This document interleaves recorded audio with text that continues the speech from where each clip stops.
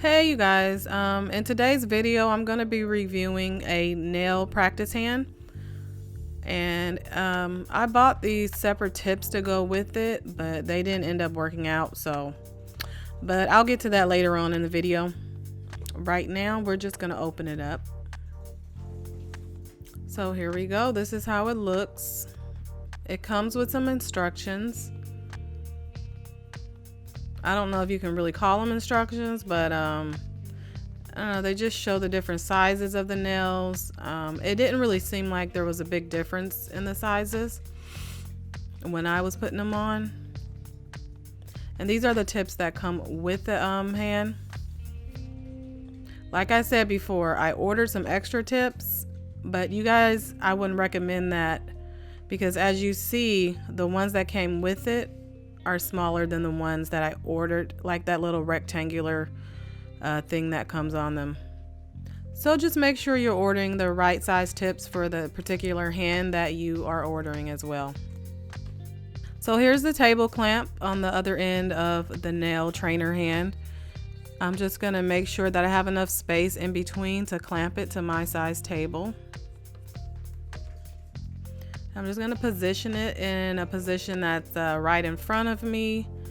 Make sure it extends far enough. And as you see, I'm just kind of testing the durability of it, making sure it doesn't like sound cheap or feel cheap as I'm moving it, because I am going to be moving it quite a bit. All right, so right here I'm testing the tips, and I'm just testing to see how easy they come off.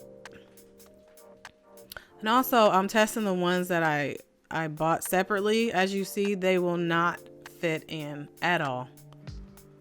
So I took off this little rubber end to see if that would help, and it didn't. And I also tried filing down the sides, but that didn't work, because these little rectangular parts that are on the tips actually have ridges, and the ridges need to be able to fit in there, in the other part right there. Yeah, they need to be able to fit in there in order to stay. So that's the reason all tips won't work with all hands. And so now that I have one on there nice and secure, I'm just gonna start buffering it, fouling it. And as you see, it did come off. So I ran into a little problem right here. So what I did is I took it off, and I kind of just looked at the white part and just kind of analyzed it to see like what would make it stick better. And as you see, as I'm hitting it, it's actually sticking on there more firmly. So what I did is I put the tip back on, and I realized that in order for these brown tips to actually stay on, you have to push it on there, and then you have to push it up towards kind of the finger. So you have to push it in and push it up in order for it to be snug. And then that way it won't just pop off. All right. So I got my tip on there. I'm just going to go ahead and start prepping, and just like I would a normal nail.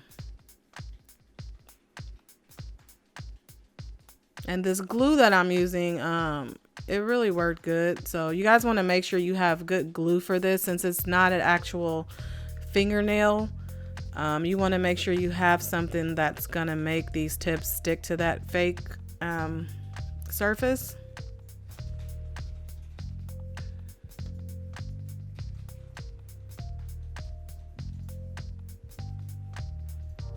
So as you see, the hand is really holding up, and now that I have the tip on there the way it should be, it's not popping off. I'm able to just file away without any worries. So I'm just gonna apply some acrylic on here and just proceed as if I'm doing a normal nail. I'm just testing the durability of the hand, kind of moving it a little bit.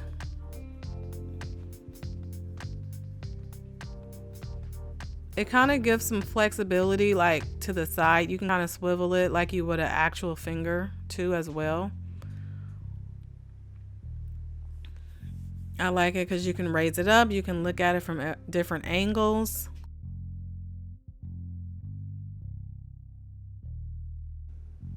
So that's my review. Now, I'm not an expert at doing nails, but if you enjoyed or learned something from watching this video, go ahead and subscribe and hit that like button. See you next time.